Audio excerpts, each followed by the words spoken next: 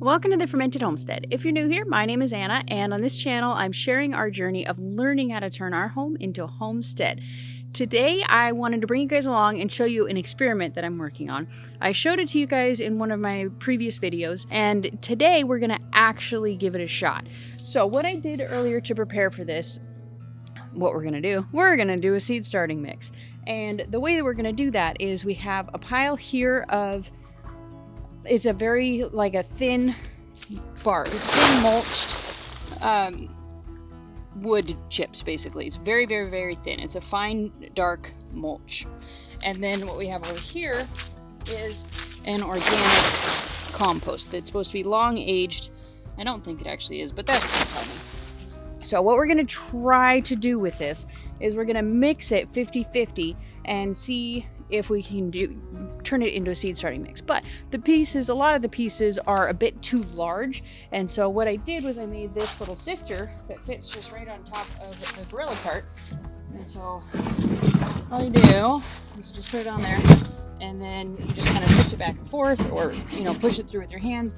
And this is a very fine mesh. I think it's a 1/4 inch. It looks smaller, but I think it's a 1/4 inch. And so we're just gonna go ahead and get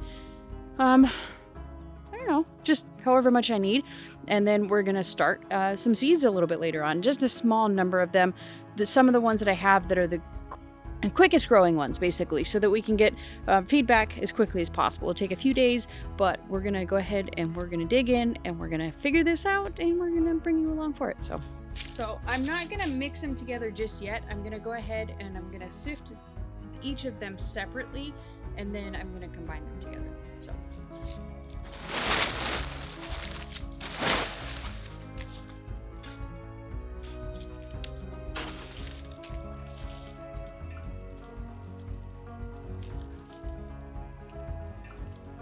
and then whatever is not fine enough for this, I'm just going to use the garden mulch.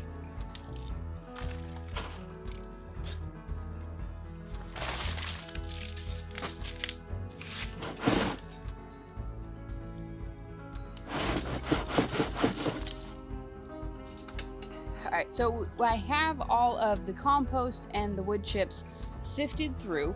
I think I'm probably not going to end up going with this compost ever again. I was kind of excited about it because it's from an organic chicken egg farm. It's like their bedding that they use. And the place that I got it from had said that it was composted for over a year. This is not chicken bedding that's been composted for a year. It's giant chunks. It's quite brown. The wood chips are actually darker than the compost. So that was worth a shot. It has lots of large pieces, and it's just, I don't know, we'll find out. I mean, right now my plan is probably not to buy it again, but who knows what will happen after we actually do this. So I have it separated out into the two separate piles, and I'm going to go ahead and just make up a smallish kind of batch. And I'm going to show you, let me show you what I'm going to do with it real quick. So I just ordered these, and they just came in the mail, just like right as we were mixing these up. I've been waiting for them today, and I'm pretty excited about it because these are from Bootstrap Farmer, and until now I've been using their 2.5 inch little pots and just doing 36 of them in a tray. So it takes up a lot of space underneath the grow lights in order to actually start things, especially given that, and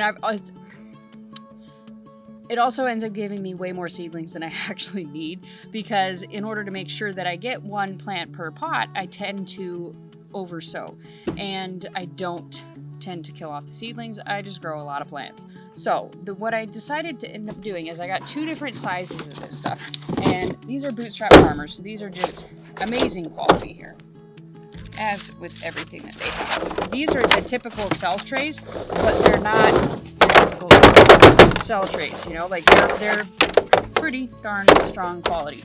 And so I think these are the 128 cell.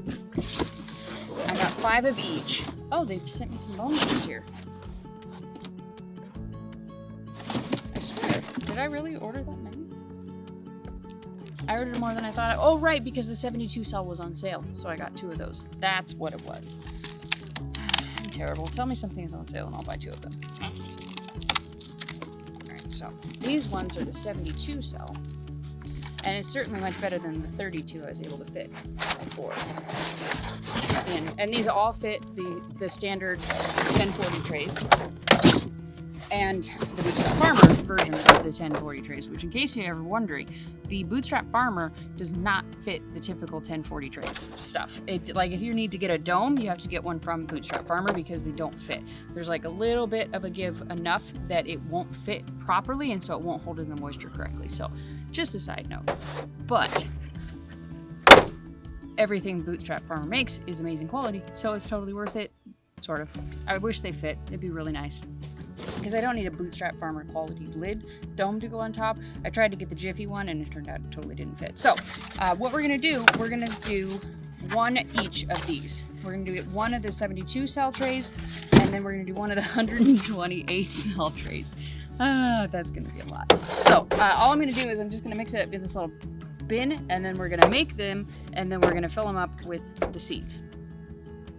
I'm really doubting my plan here. That's a lot of seeds to commit to an experiment.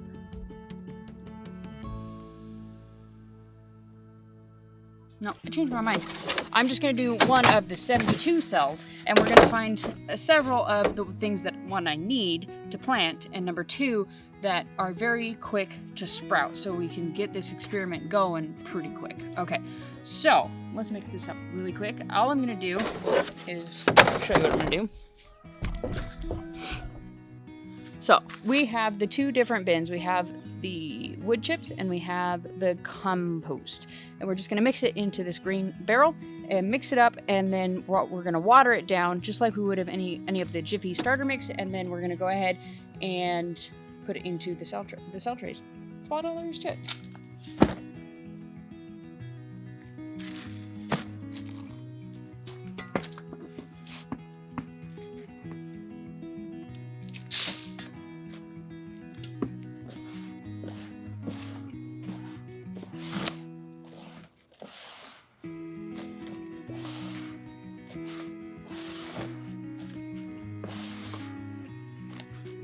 All right, so now that we have the starter mix all mixed up, I'm just gonna go ahead and put it into the 72 cell trays. Let's see if I can attempt to take it on camera so you guys can see what I'm doing here.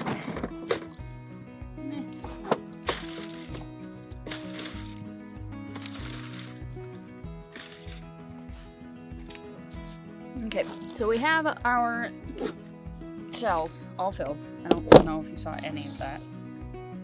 If you didn't, then I'm just gonna skip to this point in the video. But anyway, so now we're gonna go ahead and we're gonna start 72 seeds. And the seeds that I'm gonna pick from are the ones that I got in my seed haul that I just did. It's a fall seed haul. And I'm gonna go ahead and just start a bunch of those. And if you missed that video, I'm gonna go ahead and link it up here so you can see what seeds we're kind of starting. I'm gonna show you what seeds we're starting, but I'm gonna show you in that video. I'm already going to show you the seeds I'm going to be starting, obviously, but if you're interested in a seed haul and you're a total seedaholic like I am, then go ahead and watch that video right there. So one thing that I've really been wanting to try is the multi-sowing technique by Charles Dowding. I really like radishes, I really like beets, I really like time and space saving techniques, and I really like no dig. I like all of the things. So we're going to try multi-sowing some of these, and we'll see how it goes. I don't know if I'm doing it correctly, but we'll find out.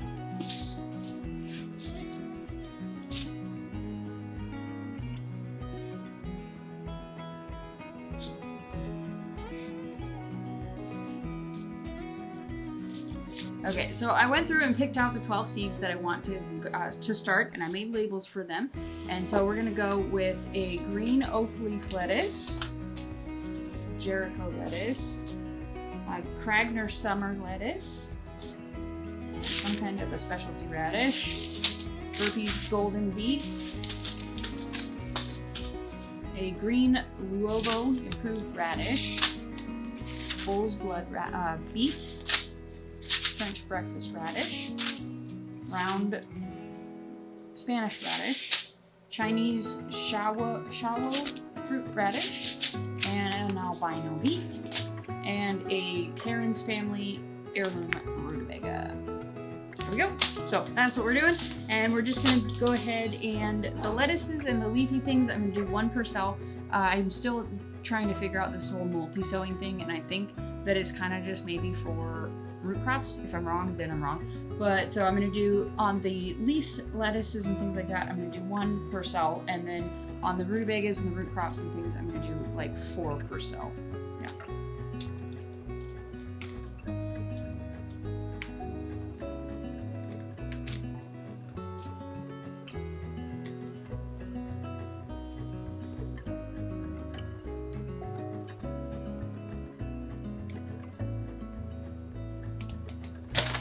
So now all I'm going to do is just cover them all with some vermiculite.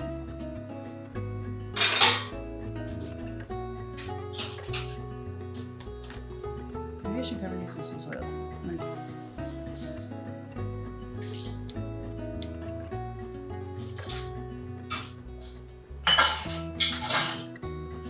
Okay, so now that we got the soil on there, time to top it off with vermiculite, just kind of up and down. It's basically, I think it's just a moisture retention kind of thing. It'll help with the soil, and it's also like a it's just something that makes it more difficult for bugs and other things to survive. Because remember, the soil is already drenched, so all we're doing is just trying to water down the top.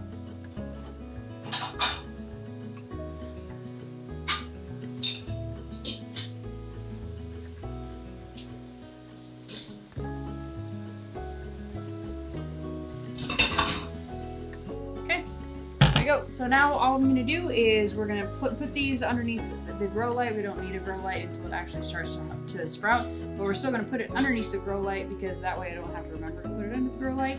And I will bring you back when these start to sprout, and we can kind of get a better idea of how this soil starting mixture is. So we'll see then. So I wanted to go ahead and give you a bit of an update on our seed starting mix that we're kind of trying to make up. And we planted radishes, beets, and lettuce. The radishes and the beets are doing great. Most of them have sprouted. None of the lettuce have sprouted at all. And I think the main issue that I had with that is that I put too much on top. And that was pretty evident when all these ones were starting to come up. It was a challenge for them, and they had like this block or this mass of you can see kind of right here of stuff that they had to kind of push through. So that was my fault. And I think based on the size of the seed of the lettuce, I'm pretty confident that that's why these didn't actually sprout. So lesson learned. I'm going to put almost nothing on top of the seeds next time, but they're definitely sprouting. And then I think sometime this week, we're going to be actually planting these in the ground, and I'll show you how, if it's easy or not, if it's, you know, a compact enough to be able to transplant, or if it just falls apart, you know, we'll kind of go from there. The time has finally come, and we're going to take the next step in testing out this seed starting mixture that I kind of made up. It is far too long overdue, so it is by absolutely no fault of this seed starting mixture if these starts fail, but so because it's been like 4 weeks for radishes, like it's stupid. So one thing that I did figure out is that these definitely, I just tried one and it just plugs right out. It's not a problem whatsoever. So what I did with them is I just took a chopstick, because these holes, a lot of the ones that I'd seen before, like you can use a pencil and just pop it right out, but these ones are a little bit smaller. So a chopstick did the trick. A thicker kind of chopstick. And so all I did with it was I just kind of poked it, and it just pops right out, just like that. See? No problem at all. And got the starts. And that's all I did with it. And so you can see it's got kind of the, I don't know if you can see, let me get the face out of the way here. Focus here, come on. So you can see it's got the roots kind of running around. So I have no idea, and these are radishes. So I don't know if this is actually gonna work, but we're gonna head outside right now. It is starting to, the sun has kind of gone down over the trees. It's cooling off outside. And so we're gonna get these in the ground, and we're gonna see what's gonna happen coming up here. Since we have fairly recently cleaned out our garden quite a bit from blight, I have quite a few places in my garden that I can plant some of these here starts. So we're just gonna go and we're gonna wander around the garden and we're just gonna plug in holes, basically, is kind of my plan. Like here, we got lots of space right over here where we kind of planted carrots once upon a time, but it didn't really take off very well, so radishes. Okay, so we're gonna put some rutabagas over here.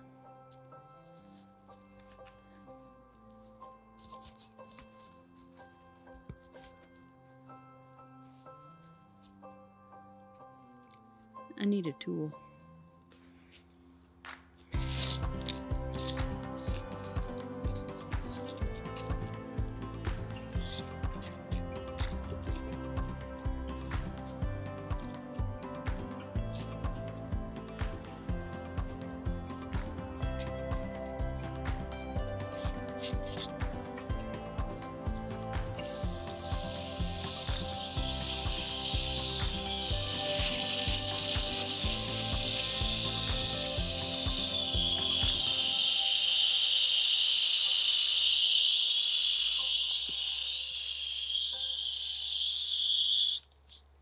Now that I know that this soil will release the plugs just fine and I'm not gonna have an issue with it, I think that I'm gonna go ahead and I'm gonna call this a win, because for the seed starting mix itself, we really don't need it to last for very long. It's already held and helped these suckers to grow this big, and that's all we need the seed starting mix to do. We don't need it to grow it. It's not a potting soil or anything like that.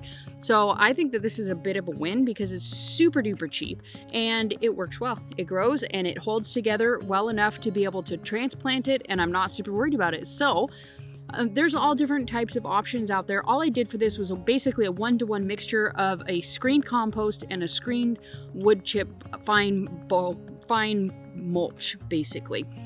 And so it just works out really well, and I like it. Super cheap and not very labor intensive. Doesn't take a lot of forethought. It's just literally mixing shovel for shovel and then putting it in. I wet it down. I think I showed you guys all of that before. It's been a while, but I'm pretty sure I showed you guys the whole process that I did in the beginning. So I'm definitely going to call this one a win. I suggest you guys go ahead and figure out whatever's available in your area to see what you can use as a substitute for that really expensive seed starting mix that is not necessarily necessary. So I hope you enjoyed this video. I hope it gave you some ideas, and if you did, go ahead and give this video a thumbs up. Subscribe to this channel if you haven't already. We'll see you next time. Bye.